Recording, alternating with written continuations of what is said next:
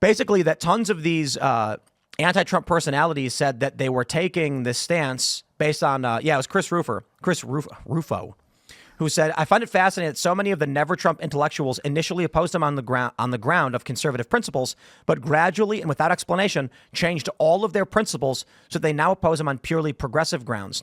And it's a reference to Bill Kristol saying, stand with trans Americans. You don't have to understand everything about the transgender experience to know that Trump's acts of humiliation and dehumanization are unjust and dangerous. The interesting thing about Kristol and others was that they had actually tweeted quite a bit against LGBTQ groups only a few years ago. Mm-hmm. But now they're just literally orange man bad, so we support anything the progressives are pushing. It's disgusting. I think it's a risk. Hypocritical. I think it's one of the risks of having a form of governance that's based on like dialectical tension as well. This is why kind of like the Republican and Democrat Party at the turn of the century also kind of flipped and flopped on some things. Because if you exist purely to oppose the other side, then if the other side does because Trump was really more like a 90s liberal. He was never 100%. Some staunch conservative. The whole all of the MAGA people that are in the office of or in the executive branch now, they're all former Democrats. Yeah. Tulsi, RFK, Trump. Yeah. I mean, the idea that there are some kind of really far right conservatives been in the Bill Clinton administration. There's no truth to that. No truth to it. It's the left has moved so incredibly far. We live in, and I keep saying this regularly, we live in a leftist milieu so badly now. We are so steeped in it that something even marginally right of center seems to the left as far right extremism. But I don't think it's fair to say left anymore. Yeah. It's more so where we are, which I would describe as like fairly center with some liberal leaning, fairly liberal in a lot of ways. Yes. This is the I see a problem, I want fixed party, and the Democrats are the I hate you party. Mm-hmm. So that's why you can come out and the Hassan thing is a really good example. I tweeted that Hassan got suspended, not banned, and then he tweeted Tim Pool defends Rick Scott, and I'm like, okay, well, I didn't. But the point is, well, sure, but the point was.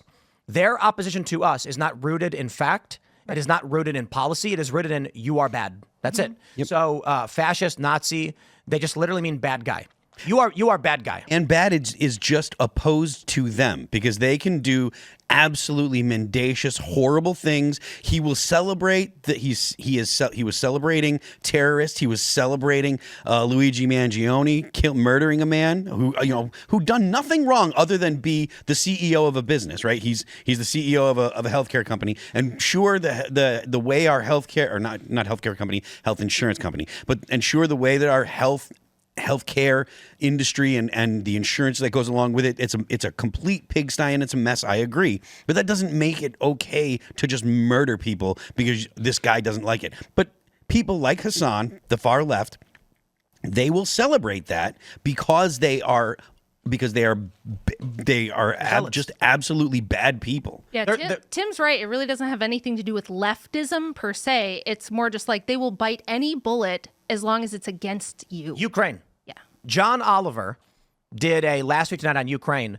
And for the life of me, this is the craziest thing imaginable. It's one thing to say, I know some friends of mine are trans and I'm concerned about the things they're going through. And that's an emotional experience. And I'm like, okay, let's have the argument over science and the issue, blah, blah, blah.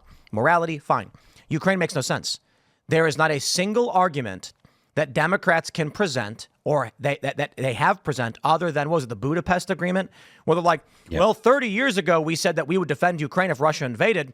And we also promised that we wouldn't expand NATO, but then we did, neither of which were approved by Congress. But that means now we have to fight. And I'm like, okay, I'm going to pause right there.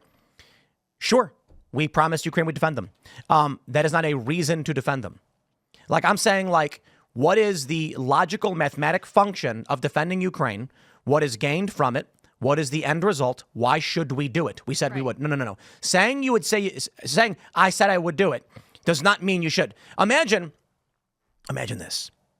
30 years ago, there's this cliff overlooking a beautiful lake. And you say, I'll tell you what, if at any time, someone cuts that tree down, I will be here and I will cliff dive off this thing. And then you show up 30 years later and the lake is barren it's rocks now, and they go, jump. And you go, well, I can't do it now. Yeah. And they're like, you said you said would. you would. That's not a reason to do it. Thanks for checking out this clip from Timcast IRL. Make sure to watch the show live Monday through Friday at 8 p.m. Subscribe to this channel, and we will see you all there.